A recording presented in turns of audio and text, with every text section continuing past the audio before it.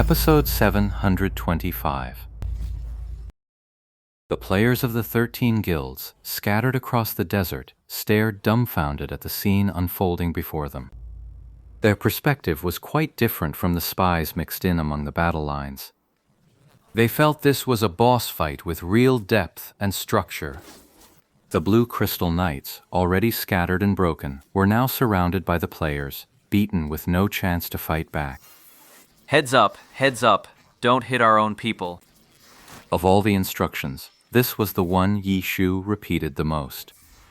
Unfortunately, unless it was a special event, 100-man party was the largest team unit Glory had to offer. Damage immunity applies within the party, but outside it, even within the same guild, friendly fire is still possible. Happy had brought 600 or 700 players, split into 6 or 7 groups. In all that chaos, friendly fire was inevitable.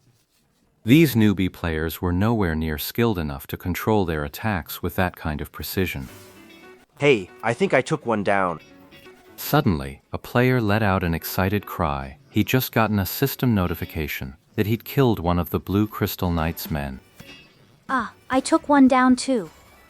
Even with 600 or 700 people fighting here, the system tallied it all with perfect clarity, accurately broadcasting the final set of system messages. I got one. I got one too. The Blue Crystal Knights' subordinates were clearly cut from the same cloth. Facing similar assaults, they fell in near-perfect sync.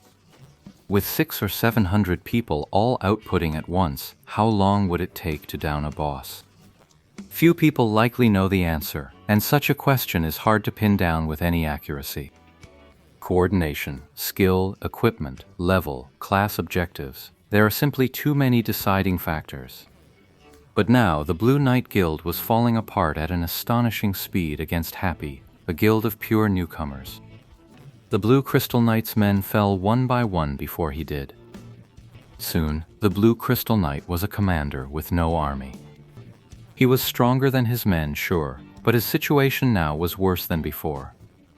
Because earlier, when facing such a ferocious assault, his knight order had formed a knight formation. His 18 knights had surrounded him, shielding him in the center. Even the attacks dropped from the sky were blocked by knights raising their shields. But now, all of his subordinates had fallen. He was surrounded by a sea of summoned beasts. Alright, stop attacking, except for the first group. Yi Shu quickly gave the order. The poor summoned beasts had been cannon fodder in front of the enemy before, but if he didn't call them off now, they'd end up as cannon fodder for their own side. The best thing about newcomers is that they listen, especially when the order comes from a player they look up to like Lord Grimm. The moment the command was given, everyone except the first group stopped attacking and backed away.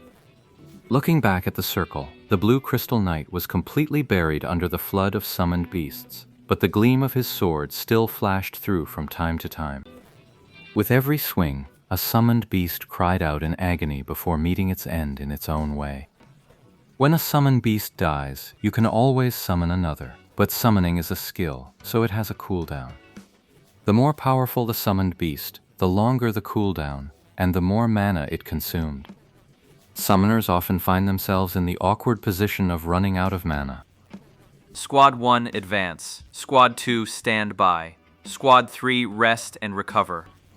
But Yi Shu had already divided the summoners into 3 teams. First squad up, second squad ready, third squad resting and recovering. He calmly managed their pace. Launchers, keep firing. Don't stop. Aside from the summoners, the 1st Regiment also boasted launchers, the class with the longest attack range. Even though their summoned beasts had crowded them out of melee range, it didn't affect them in the slightest. Elementals, keep firing. Yi Shu ordered the elementalists in the party to join the assault. Too easy. Yi Shu sighed to himself as he clicked on the Blue Crystal Knight to check its health. It was dropping fast. All the Blue Crystal Knight could manage was to get tangled up with the summoned beasts crowding around him. Sure, a single whirlwind slash could clear a circle around him, but he was up against an entire squad of summoners, each with several summoned beasts of their own. Teams 1, 2, and 3 just kept rotating in, endless to kill, impossible to cut through. Yi Shu had already studied the blue crystal knight in detail. Draining it to death was no problem at all. Even when it hit 10% health and went berserk, it couldn't pull off any surprises. The only possible wild card, those club guilds. But right now, those guilds' elite squads were all the way over at Mount Omar. No way they could make it back here in time to save the day. As for the others, Yi Shu swept his gaze across the desert. Those scattered players hung back in the distance, watching them fight the monsters, not even daring to come closer. What could they possibly do now? Or they could try to gather more people, but at this hour, if they haven't shown up yet, it's already too late. Foolproof. Even the traps the thief had set earlier were unnecessary. After carefully calculating every angle, Ye Shu finally let himself relax completely. He figured this blue crystal knight wasn't going anywhere. Then he watched it struggle, rage, and finally fall. It all happened so fast that in the report submitted to the guild leader, the spies embedded in Happy Guild could only awkwardly describe it that way. What kind of boss fight was this? They were deep in thought, wondering if this was just a case of the blind leading the blind. But they were in the guild, and they had seen every single one of Lord Grimm's commands with their own eyes. How could a fight with a commander be blind? This must be some kind of profound art. The moles took screenshots of Lord Grimm's command records, treating them as a major intelligence haul from their undercover careers, then promptly handed them over to their guild leaders for study of Lord Grimm's tactical genius. A chaotic mob of 600 or 700 players swarmed the boss and killed it. In their glory careers, these moles loved recounting that story whenever they chatted with others, and that opening line remained a classic in their circles for a long time.